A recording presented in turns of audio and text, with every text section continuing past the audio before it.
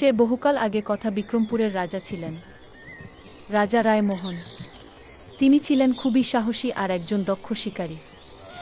রাজা হঠাৎ একদিন তার সেনাপতিকে বললেন, সেনাপতি, আজকে আমার পশ্চিমের যে বনটা আছে সেখানে হরিণ শিকারের উদ্দেশ্যে রওনা দিব। তুমি আর আমি পায়ে হেঁটে রওনা দিব। সেনাপতি বললেন, যথা আজ্ঞা মহারাজ। তারপর তারা হরিণ শিকারের উদ্দেশ্যে বনের পথে রওনা হয়ে গেল।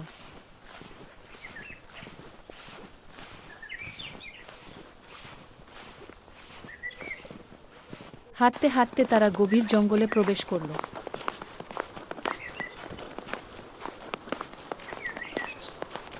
রাজা হঠাৎ দেখলেন এই গভীর জঙ্গলে এক সুন্দরী নারী। কে তুমি? আর এই জঙ্গলে কি করছো? মহারাজ, আমি এই বনের রানী। কিছু শিকারী আমাকে মেরে ফেলতে চায়। আমাকে বাঁচান মহারাজ।